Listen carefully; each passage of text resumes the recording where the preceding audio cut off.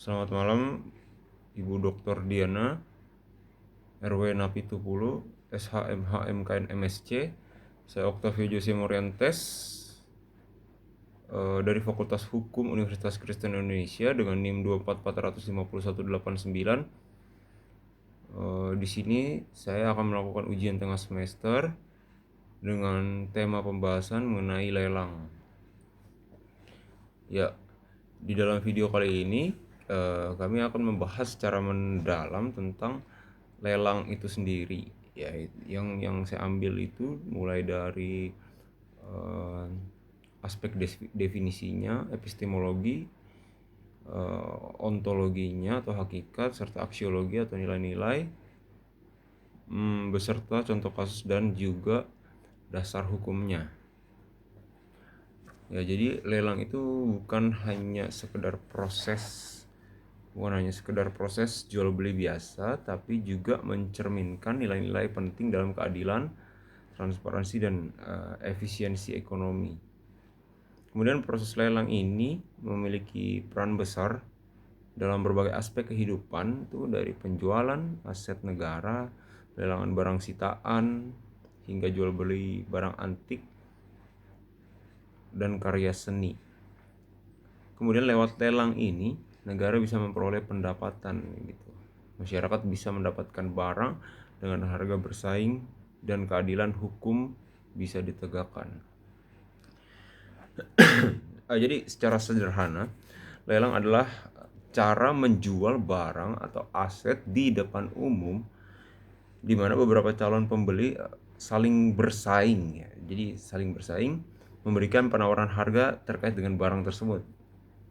Jadi pemenangnya adalah orang yang memberikan harga tertinggi, atau dalam beberapa kasus khusus harga terendah tergantung pada jenis lelangnya.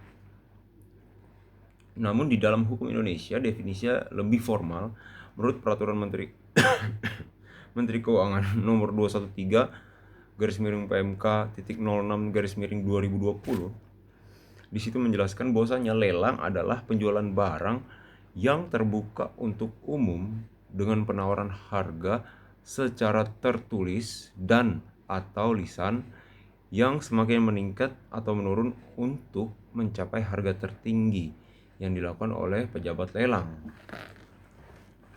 Nah, dari definisi ini tuh ada beberapa unsur penting yang harus kita telaah terkait dengan lelang ini. Yang pertama itu terbuka untuk umum. Ya, ini artinya siapapun tuh bisa mengikuti selama memenuhi syarat-syarat yang telah ditetapkan. Kemudian yang kedua, penawaran harga meningkat atau menurun tergantung jenis lelangnya. Jadi ini tergantung jenis lelangnya, yang dilakukan itu terkait dengan harga yang ditawarkan lebih tinggi yang menjadi pemenang atau harga yang lebih rendah yang menjadi pemenang.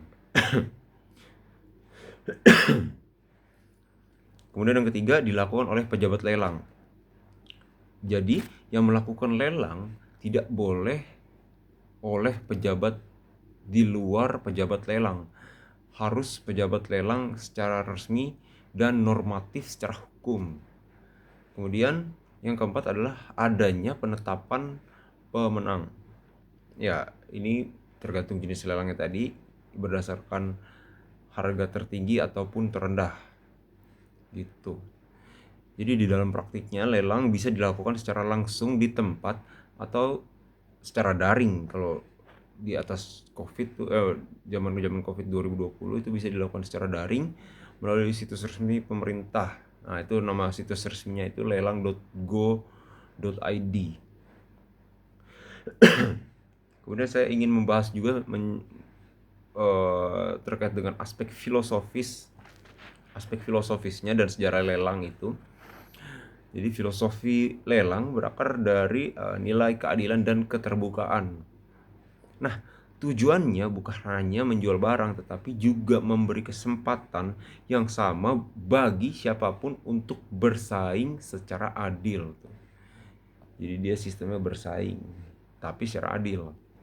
Kemudian secara historis, lelang sudah ada sejak zaman Romawi kuno. Kata auction berasal dari bahasa Latin auctio, yang berarti meningkat.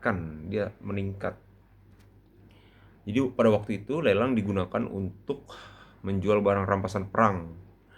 Tentara Romawi akan mengumpulkan hasil rampasan dan melelangnya di forum publik. Jadi konsep publik di sini tuh siapapun bisa menawar dan hasilnya digunakan untuk kas negara. Kemudian filosofi lelang kemudian berkembang menjadi bentuk ekonomi modern atau modern ekonomi.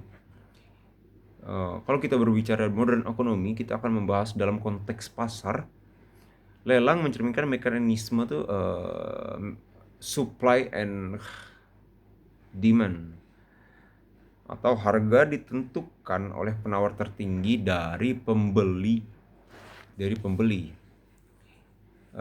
Kemudian kalau kita lihat dalam konteks hukum, lelang adalah alat untuk menegakkan keadilan dan mengembalikan hak pihak yang dirugikan. Ini misalnya lelang eksekusi itu. Kemudian kalau kita lihat dari dalam konteks moral, lelang menunjukkan nilai kejujuran dan transparansi karena semua prosesnya terbuka dan disaksikan publik. Dengan kata lain, lelang adalah simbol ekonomi yang adil dan efisien, itu secara aspek filosofis. Kemudian kita merujuk kepada asas-asas di dalam lelang, ya di dalam lelang itu sendiri.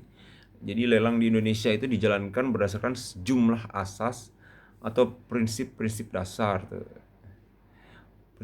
terutama prinsip-prinsip normatif di dalam hukum keperdataan. Asas-asas ini memastikan bahwa setiap lelang berjalan dengan jujur, adil, dan dapat dipertanggungjawabkan. Jadi ada beberapa asas-asas penting terkait dengan lelang tuh. Yang pertama ada asas keterbukaan atau transparansi. Di sini dimaksudkan itu adalah semua orang dapat mengikuti atau mengetahui proses, syarat, dan hasil lelang. Jadi tidak ada yang disembunyikan. Jadi ini tuh penting karena agar tidak ada kecurigaan atau penyalahgunaan di antara di antara peserta-peserta lelang yang ada gitu. Kemudian yang kedua itu ada asas persaingan sehat. Jadi di mana peserta lelang bebas memberikan penawaran tanpa ada tekanan, kolusi, atau kerjasama tersembunyi untuk mengatur harga. Jadi tidak boleh diatur tuh. Dan ini harus bersifat adil gitu. Kemudian yang ketiga, asas kepastian hukum. Ya, ini setiap proses lelang dilakukan berdasarkan aturan resmi dan di bawah pengawasan pejabat lelang yang sah. Ini memastikan hasil lelang memiliki kekuatan hukum yang tetap. Artinya lelang sudah diatur di dalam undang-undang secara normatif hukum dan itu bersifat tetap. Kemudian yang keempat, asas akuntabilitas tuh. Jadi semua tahapan lelang mulai dari pengumuman, penawaran, hingga penetapan pemenang harus bisa dipertanggungjawabkan secara hukum dan administrasi. Administrasi ini bisa dalam konteks penjualannya dan bisa dalam konteks barangnya. Kemudian yang kelima adalah asas efisiensi dan efektivitas proses lelang dilakukan secepat mungkin dengan biaya yang minimal, namun tetap memberikan hasil terbaik. Yang keenam adalah asas keadilan. Jadi baik penjual maupun pembeli harus mendapatkan haknya secara proporsional dan tanpa diskriminasi. Jadi setiap individu yang melakukan lelang itu harus mendapatkan hak-haknya secara adil dan tidak boleh ada diskriminasi di dalamnya tuh. Jadi asas-asas ini tuh menjadi fondasi agar lelang itu tetap menjadi mekanisme ekonomi yang bersih dan beretika. Lalu kita lihat secara aksiologi atau nilai-nilai kegunaan di dalam lelang itu. Aksiologinya berbicara tentang nilai dan manfaat praktis dari sebuah konsep. Dalam hal ini, saya maksudkan adalah manfaat sosial, ekonomi, dan hukum dari lelang itu sendiri. Jadi beberapa manfaat lelang itu adalah yang pertama tuh sebagai alat penegakan hukum. Misalnya dalam lelang eksekusi ya, kita lihat di dalam lelang eksekusi, barang jaminan atau aset debitur ya debitur dijual untuk melunasi utang yang macet. Ini dengan tujuan menjaga keadilan bagi para pihak kreditur atau pihak yang memberikan utang dan memberikan efek jera. Kemudian yang kedua, sebagai sarana efisiensi ekonomi. Artinya, lelang itu memastikan bahwa barang dijual dengan harga pasar yang wajar karena harga ditentukan oleh penawar nyata dari calon pembeli. Itu. Kemudian yang ketiga adalah sebagai alat pengelolaan aset negara. Ini termasuk menjadi barang milik negara yang tidak dipakai bisa dilelang agar tidak menjadi beban anggaran. Seperti mobil-mobil yang sudah tidak terpakai yang diganti dengan mobil-mobil keluaran baru. Mobil-mobil keluaran lama biasanya dilelang agar untuk mencegah biaya anggaran yang membengkak untuk pengoperasian untuk pengelolaan daripada mobil-mobil tersebut gitu, seperti servis dan lain-lain. Kemudian yang keempat adalah sebagai instrumen redistribusi ekonomi, yang artinya tuh barang yang sebelumnya dikuasai oleh satu pihak bisa berpindah ke pihak lain yang lebih membutuhkan atau mampu mengelola. Yang kelima, sebagai sarana edukasi publik, yang artinya masyarakat bisa belajar tentang transparansi, akuntabilitas, dan kejujuran di dalam transaksi ekonomi pastinya. Ya, di sini saya sudah merumuskan beberapa tujuan lelang itu sendiri. Jadi dari manfaat tadi yang saya jelaskan, itu dapat kita simpulkan bahwa tujuan lelang itu antara lain, yang pertama, mendapatkan harga terbaik dari barang yang dijual. Kemudian yang kedua, memberikan kesempatan yang adil kepada semua calon pembeli. Yang ketiga, menjamin transparansi dan kepastian hukum. Yang keempat, mengoptimalkan penerimaan negara atau penjual. Yang kelima, meningkatkan kepercayaan publik terhadap sistem jual beli resmi. Nah, di sini saya ingin menjelaskan mengenai contoh-contoh kasusnya. Ada beberapa. Yang pertama itu lelang eksekusi aset oleh KPKNL. Jadi, seorang debitur gagal membayar utang bank. Nah, bank itu kemudian mengajukan permohonan lelang eksekusi ke kantor pelayanan kekayaan negara dan lelang atau KPKNL. Rumah debitur disita dan dilelang secara terbuka. Artinya peserta lelang memberikan penawaran melalui situs lelang.go.id. Kemudian pemenang lelang adalah penawar dengan harga tertinggi. Nah, hasil lelangnya itu digunakan untuk melunasi utang dan biaya administrasi, dan sisanya dikembalikan kepada si debitur. Nah, ini contoh nyata bagaimana lelang itu dapat menegakkan keadilan ekonomi dan hukum gitu. Kemudian kita merujuk kepada dasar-dasar hukumnya dari lelang itu sendiri yang ada di Indonesia terutama. Jadi pelaksanaan lelang di Indonesia itu diatur oleh berbagai dasar hukum. Di antaranya yang pertama adalah KUH Perdata atau Kitab Undang-Undang Hukum Perdata yang mengatur tentang jual beli secara umum, termasuk penjualan di depan umum itu diatur dalam KUH Perdata.